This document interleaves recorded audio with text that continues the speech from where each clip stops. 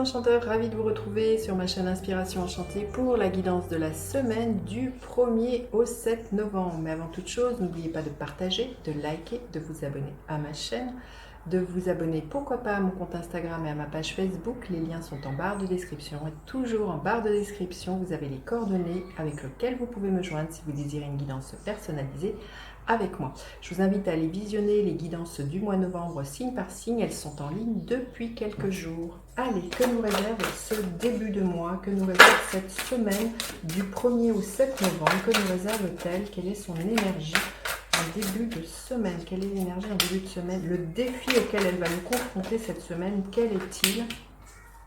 La ressource à mobiliser et l'énergie qui est là à la fin de la semaine. Allez, en début de semaine, l'énergie de l'impératrice, une envie de créativité pour moi.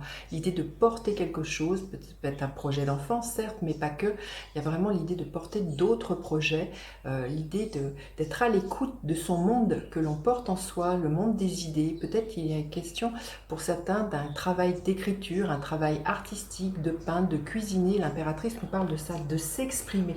Là, il va être vraiment question de prendre, pourquoi pas, la parole, de quelque façon que ça soit, hein. Ça peut être par l'écrit, comme je dis, par la peinture, mais il y a vraiment l'idée de s'exprimer, d'exprimer cette créativité et d'enfanter ce que l'on porte en soi. Cette carte, elle nous parle vraiment d'abondance d'idées, d'abondance de fertilité, hein, pour moi. Il y a vraiment un foisonnement en ce début de semaine, une envie de planter des graines et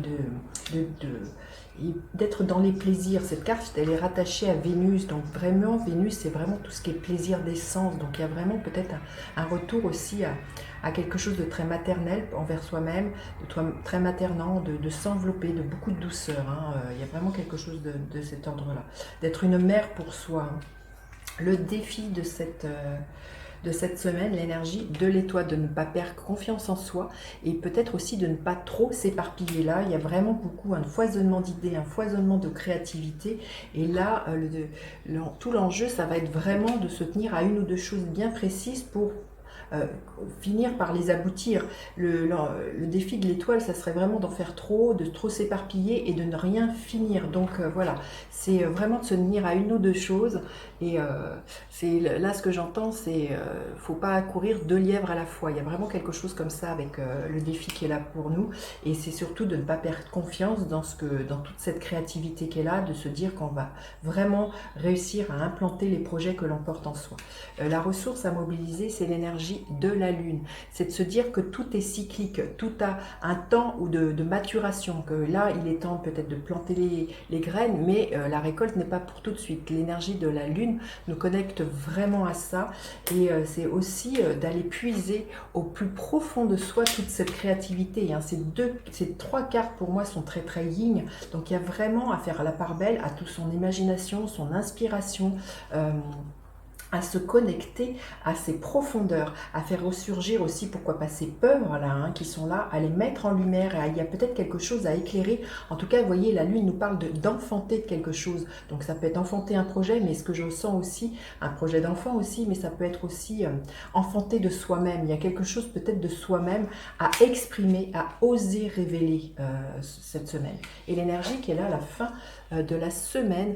Alors à la fin de la semaine, ça va beaucoup plus bouger. Là, je sens que c'est vraiment une énergie plus yin et l'énergie du cavalier de bâton. On franchit des étapes pour moi, on passe un cap. Il y a beaucoup de peps, de motivation, il y a un allant. Pourquoi pas une envie de bouger pour justement mettre en mouvement tous ces projets. Une envie de voyage, une envie de mouvement. En tout cas, ça déménage avec ce cavalier d'épée. Beaucoup de fougue, hein, beaucoup de motivation en fin de semaine. Allez, on va demander un message supplémentaire. Quel conseil on pourrait avoir pour cette semaine? La libération d'un blocage, hein. Il y a un nouvel envol, hein. On le voit bien, qu'il y a quelque chose qui se libère et que voilà, la chrysalide se transforme en papillon. C'est magnifique, on sort de sa cage, hein. Là vraiment, comme je disais, la personne là qui émerge, là c'est vous-même, hein. Je sens qu'il y a quelque chose comme ça, il y a quelque chose qui s'exprime, qui se révèle. Allez, on va demander quel gardien de la lumière on peut faire appel pour cette semaine. Très très beau en tout cas. Alors, Mahavata Babaji, expansion de l'âme. Votre conscience s'élargit, vous comprenez les connexions entre toutes les choses. Magnifique. Hein, il y a vraiment, vous voyez, avec cette impératrice, il y a une expansion, comme je vous disais, il y a de la fertilité. Hein. Ce que je ressentais, c'était vraiment ça. Là, ce qui émerge, c'est une expression de vous. Là, c'est l'expansion de votre âme. C'est votre âme qui est aux commandes cette semaine, je sens. Où vous laissez vraiment la part belle à cette âme. Voilà, écoutez, j'en ai fini avec cette guidance. Dites-moi comment vous passez votre semaine. N'hésitez surtout pas à partager, liker, vous abonner à ma chaîne. Je vous dis à bientôt pour d'autres guidances. Bye bye les enchanteurs.